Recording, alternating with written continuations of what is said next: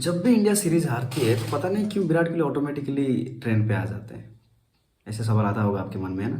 क्यों सवाल ऐसे क्यों ट्रेंड में आता होगा? क्योंकि विराट कोहली तो 2022 में टेस्ट की कैप्टनसी छोड़ चुके हैं। उसके बाद 2025 में उन्होंने बॉर्डर गावस्कर ट्रॉफी के बाद उन्होंने अपना रिटायरमेंट ले चुके हैं। फिर विराट कोहली को पहले क्यों याद की जाती है जब इंडिया कोई भी टेस्ट मैच हारती है, अपने घर में हो या फिर बाहर में हो? ये सवाल मुझे भी आया और मैं इसके रीज़न ढूंढा तो मुझे एक बहुत ही लंबे चौड़े रीजन्स मुझे मिले जो खास करके आपको एक्सपेक्ट नहीं होगा। पता है क्या वो रीज़न है? वो रीज़न ये है कि विराट कोहली ने 2015 से 2022 तक, जब तक उन्होंने as a test captainship Indian test team की रही, तब तक उन्होंने कभी भी ऐसे महसूस होने ही नहीं दिया कि यार टेस्ट क्रिकेट बहुत मुश्किल भरा क्रिकेट है। कभी उन्होंने महसूस होने नहीं दिया। उन्होंने हमेशा ऐसे दिखाया कि यार टेस्ट क्रिकेट बहुत इजी है।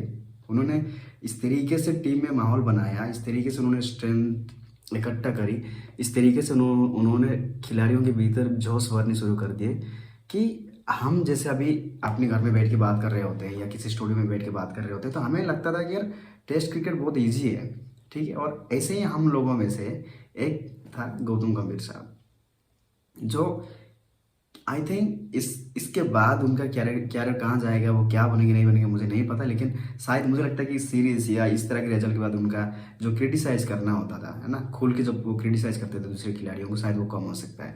क्योंकि उनको भी लगता था जब विराट कोहली ने 7 साल तक, करीब करीब 5 साल तक टीम इंडिया को नंबर 1 टेस्ट रैंकिंग पर रखा, जहाँ पर भी टीम गई वहाँ पर विनिंग स्ट्रीक के साथ वापस आई, सीरीज विनिंग की, दुनिया के कोने कोने में जहाँ जहाँ क्रिकेट होती है वहाँ पर जाकर उन्होंने टेस्ट जीता, टीम को टेस्ट जिता कर इतिहास रच कर वापस लाए। और हमें ऐसा लगता था, हमें ऐसे लगने लगा कि यार टेस्ट क्रिकेट बहुत ईजी है, आपको बहुत कुछ करने की जरूरत नहीं है, टेस्ट क्रिकेट अपने आप ईजी है। और गौतम गंभीर साहब के भी उनमें से एक थे जो ऐसे लगता था उनको, तो उन्होंने खुल के क्रिटिसाइज करी, उन्होंने खुल के रवि शास्त्री जी के बारे में बात की, विराट कोहली के बारे में बात की। और सबसे बड़ा इंपॉर्टेंट चीज़ क्या था पता है?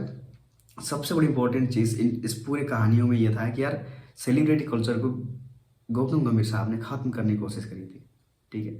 लेकिन क्या इंडिया में पहले से सेलिब्रिटी कल्चर था? मैं नहीं मानता था करके, क्योंकि इंडिया में आप कितने खिलाड़ियों की याद रख रहे हो? कितना खिलाड़ी है ऐसे जिनको आप याद रख, आपकी यादों में है वो खिलाड़ी?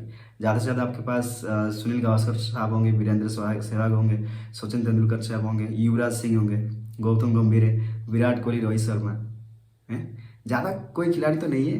लेकिन अगर इस हिसाब से अगर लगता है कि इन खिलाड़ियों की जब ज़्यादा बात होता है तो आपको लगता है यार ये सेलिब्रिटी कल्चर को रन कर रहे हैं, तो इनके रिकॉर्ड को भी आप जाके देखेंगे तो भाई ये सेलिब्रिटी लाइक है। इन्होंने अपनी एक रेपुटेशन बिल्ड करी उस लेवल की। तो गौतम गंभीर साहब को शायद लगा हुआ है कि यार नहीं, ये लोगों को लेकर ज़्यादा हाइप किया जाता है, फिर टीम को इसकी क्रेडिट नहीं मिलती। उनको, मेरे मानने में उनको ऐसे लगा, ठीक है।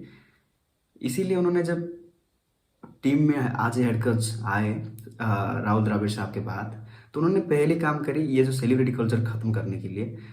मैं ये नहीं कहता कि यार विराट कोहली को उन्होंने ज़बरदस्ती निकाला या ऐसे कुछ होगा, लेकिन जब 2022 में विराट कोहली ने टेस्ट कैप्टन से अपने आप को हटाया, तब उन्होंने किसी को भी रियलाइज़ होने नहीं दिया कि भाई टेस्ट क्रिकेट बहुत मुश्किल है। टेस्ट क्रिकेट अपने आप में सबसे मुश्किल वाला फॉर्मेट इसलिए है कि भाई आपको 5 दिन तक एक फील्ड में खड़ी रहनी पड़ेगी, हो सकता है कि आप 2.5 दिन आपको वहाँ पर रहना पड़े या आप 2.5 दिन बैटिंग करना पड़े आपको।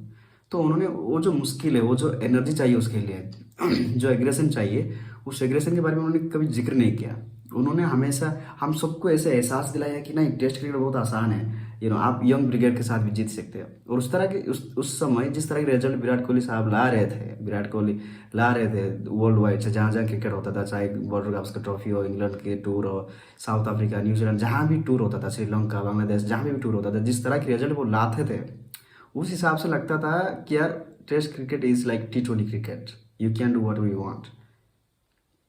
बट जब उन्होंने रिटायरमेंट ली बिना कुछ बोले, एक ट्वीट के जरिए, और स्टेप डाउन भी, जब टेस्ट क्रिकेट कप्तान से जब उन्होंने स्टेप डाउन करी बिना एक ट्वीट के जरिए, उसके बाद टीम की जो जो परफॉर्मेंस है ना, रोहित शर्मा कप्तान रहे, उसके बाद शुभमन गिल, और सबसे बुरा चीज़ मुझे लगता है कि यार गौतम गंभीर साहब के भीतर जो एक नेगेटिविटी कॉन्फिडेंस चल रहा था, उनको लग रहा था कि यार वो एक रन कर देंगे टीम को, एक यंग टीम को वो रन कर पाएंगे।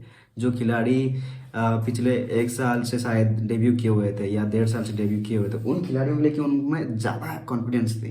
उनको लगा कि यार ये खिलाड़ी रन कर लेंगे विराट कोहली की लेगेसी को। विराट कोहली की लेगेसी लेगेसी नहीं है, उनको बस ऐसा हाइप किया जा रहा है ऐसे करके। तो उनको वो जो कॉन्फिडेंस था ना यंग खिलाड़ियों को लेके ज़्यादातर, नो टैक्टिस, ज़्यादा कुछ नहीं है बस। मैं मानता हूँ वही खिलाड़ी इन फ्यूचर में जाके बेहतर करेंगे एक समय देश के लिए।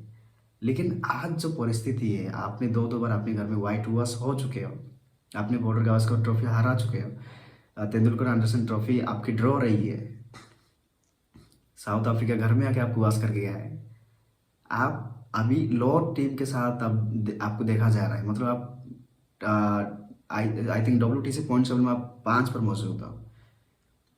तो ये सब सिनेरियो बता रहा है कि यार आप पहले से नहीं थे, आपको किसी ने बनाया था। आपको बहुत जल्दबाजी की फैसला लेने की जरूरत नहीं थी।